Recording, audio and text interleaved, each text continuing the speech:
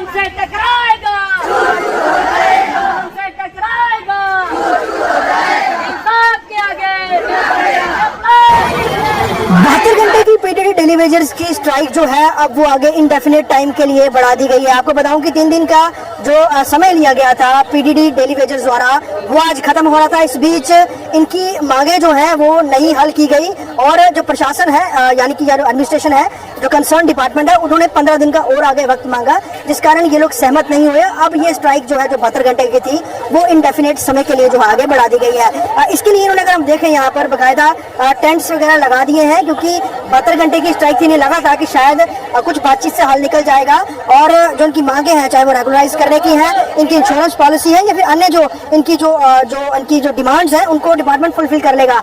लेकिन 15 दिन का वक्त और मांग लिया गया, जिसको लेकर इनकी बिल्कुल भी सहमति नहीं बनी है। इन्होंने कहा है कि हमारे साथी ये चाहते हैं कि अगर विभाग जो है वो 15 दिन का समय मांगता है तो हम भी यहाँ पर 15 दिन के लिए और आगे बैठ जाते हैं, यानी कि इंडेफिनेट स्ट्राइक। इससे सबसे ज्यादा नुकसान जो है उन इलाकों में होगा जहाँ पर किसी भी तरह का बिजली संबंधी कोई समस्या आ गई है, पावर कट है, वायर्स खराब हुई है, कोई ट्रांसफार्मर समस्या है, तो ये डेलीवेजर, चाहे वो पुंछ राजौरी हो, डोडा किश्तवाड़ हो, कठुआ हो, सांबा हो, हर जगह से ये लोग आए हैं और हर जगह में जहाँ जहाँ भी दिक्कत होगी वहाँ पर अब बिजली रिस्टोर करने में बहुत वक्त लगेगा, क्योंकि परमानेंट एम्प्लॉइज बहुत कम है। अगर आप देखेंगे पैरेलली काफी ज्यादा यहाँ पर लोग हैं वो बैठे हुए हैं, आपको हर जगह से लोग जो है वो नजर आएंगे और साफ तौर पे इनका यही कहना है कि जब तक वहाँ कुछ कंसर्न आगे चीजें इसको नहीं टेकअप करता है वो तब तक इनकी स्ट्राइक जो कंटिन्यू रहेगी।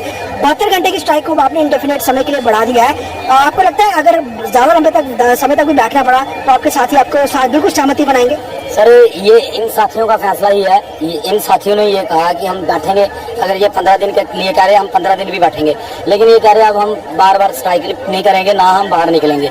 ये कह रहे हैं चाहे जो आंधी आए, तूफान आए, जो मर्जी आए आप, क्योंकि ये वो साथी हैं कोरोना काल में इन्होंने काम किया, मिशन संदूर में बॉर्डर पे इन्होंने जब गोलाबारी हो रही थी तब भी ये काम कर रहे थे, तो ये अब पीछे हटने वाले नहीं है। अगर सरहद पे बीएसएफ आर्मी है तो ये सरहद के अंदर ये सिपाही पीडीडी के है। ओके जी, अगर हम बात करें 2 तारीख से जो जत्था जो रवाना हो जाना है, 3 तारीख से अमरनाथ यात्रा ऑफिशियली स्टार्ट हो जानी है।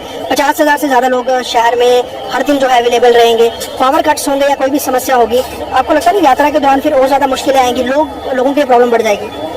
हम अमन पे इस तरीके से रहने वाले लोग हैं, हम देशभक्त हैं, भारत माता की जय करने वाले हैं। हम नहीं ये चाहते थे, लेकिन ईमेल का जमाना है, 2 मिनट नहीं लगता ईमेल से, तो 1 दिन में ही सारा कुछ हो जाता है। ये करेंगे, अभी 4 दिन बाकी है अमरनाथ यात्रा में, अभी 4 दिन है, तो 4 दिन में बड़ा कुछ कर सकते हैं। हम नहीं चाहते कि अमरनाथ यात्रा में हम कोई ऐसा खलड़ बने। हमने पहले ही आपके माध्यम से ये कहा है कि ना ही हम पावर बंद करेंगे, ना ही हम गवर्नमेंट को अपने हाथ को लेंगे।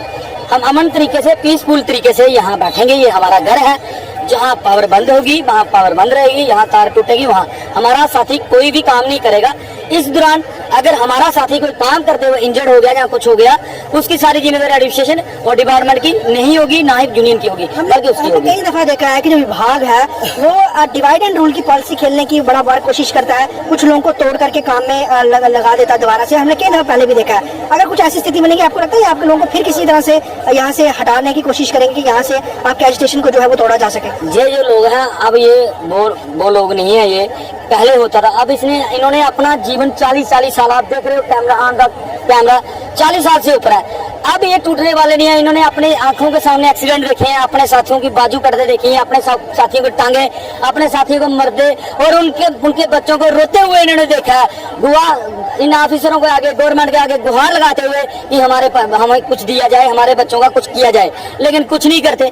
ये आश्वासन पे आश्वासन देते हैं, इनकी पॉलिसी कर रहे हैं, इंश्योरेंस बढ़ा रहे हैं, बढ़ाने में बड़ा कुछ बढ़ाएंगे, लेकिन मिलना चाहिए। अगर 10 लाख रुपए में आजकल क्या होता है, 10 लाख में किसी बच्चे का पिता नहीं आ जाएगा, किसी विधवा का उसका घरवाला नहीं आ जाएगा, किसी माता का, पिता का, बूढ़े बुजुर्ग का उसका बेटा नहीं आ जाएगा। जिस घर से साया उठ जाता है, जो वही कमाने वाला था, उस फैमिली को पता होता है, जहाँ उस परिवार को होता है। जिस तन लागे वही तन जाने, उन फैमिली को पता है। मेरा एक साथी है, मैं थोड़े दिन पहले मैं बता रहा हूँ, मैं गया कहीं चक्कर लगाने, कल की ही बात है, उसकी वाइफ भीख मांग रही थी अपने बच्चों के लिए, उसने डिपार्टमेंट की सेवा की है और दोनों बाजू अपनी कटवाई है, लेकिन उसकी वाइफ जो है भीख मांग के अपने बच्चों का गुजारा कर रही है। उसका बेचारी का क्या कसूर है, मुझे ये बताया जाए। मतलब ये स्थिति बन गई है कि जो डिसेबल हो गए हैं उनको भीख तक मांगनी पड़ रही है। यही है, मैं आपको बता रहा हूँ ना, शर्म की बात है। शेम ऑन डिपार्टमेंट, उन्हें इन अफसरों ने, अगर हम हैं तो ये ऑफिसर हैं। ये हमारा भाई है, इसका एक्सीडेंट हुआ, इसकी वाइफ मर गई। जिस दिन इसका एक्सीडेंट हुआ उसने टेंशन ली, इसकी बाजू कट गई, उसी दिन इसकी वाइफ मर गई और इसके छोटे छोटे 2 बच्चे रह गए हैं। अभी तक कोई मिलने आया अधिकारी जब से 72 घंटे की स्ट्राइक चल रही है? हमारी बड़ी बातचीत हो रही है, लेकिन उस बातचीत का हमें कोई फायदा नहीं है, कोई कुछ दिख नहीं रहा। अब हमने कहा कि वन टाइम सेटलमेंट करो, 4000 लोग हैं, रेगुलर कर दो। इनके पास पोस्टें पड़ी हैं, जितनी पोस्टें हैं उतनी पोस्टें फिल कर दो। मेरा तो नंबर नहीं आएगा, मेरे इस भाई का तो आ गया ना जिसने अपनी बाजू कटवाई है, मेरे उस भाई का तो आ गया ना जिसने अपनी टांगे कटाई है। अब जो मर गया है उसकी पे भी बंद, उसको बाहर निकाल देते हैं, उसके लिए कोई परिवार नहीं है, कोई कुछ नहीं है, लेकिन कोई तो कोई परमानेंट होगा ना, हमारा भाई ही होगा। हमें खुशी होगी कि हमारा भाई रेगुलर हुआ है। आज इसका नंबर है, कल मेरा नंबर होगा।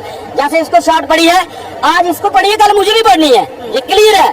इस तरीके से मेरे साथ भी होना है। तो मैं इसलिए अपने साथियों को और आपके माध्यम से आम पब्लिक के आगे भी हाथ जोड़ता हूँ कि हमारा कोई कसूर नहीं है। ये मेहनत कश लोग हैं, ये जो है बंधुआ मजदूर है। अब ये बंधुआ मजदूर से आजादी ले ली इन्होंने। 700 रुपये अब जो 72 घंटे की स्ट्राइक थी वो अब इंडेफिनिट समय के लिए बढ़ गई है, क्योंकि विभाग ने 15 दिन का समय मांगा। इस बीच कई सारे ऐसे लोग हैं, देखिए अगर आप इनके जो बॉडी पार्ट्स हैं किस तरह से खराब हो गए, काम करते हुए करंट लगा था। सर की भी यहाँ पर देखिए ये हालत इस तरह से है। कई सारे और लोग हैं यहाँ पर, ये भाई साहब है यहाँ पर, इनकी बाजू कट गई थी काम करते हुए, बहुत भयंकर करंट लगा था, तब भी ये लोग जो है यहाँ पर डटे हुए हैं, काम कर रहे हैं। लेकिन अब साफ तौर पर बात यही है कि जब तक विभाग इनकी मांगे पूरी नहीं करता, यानी कि फुल टाइम सेटलमेंट नहीं करता, तब तक यहाँ पर इंडेफिनिट स्ट्राइक इनकी चलती रहेगी।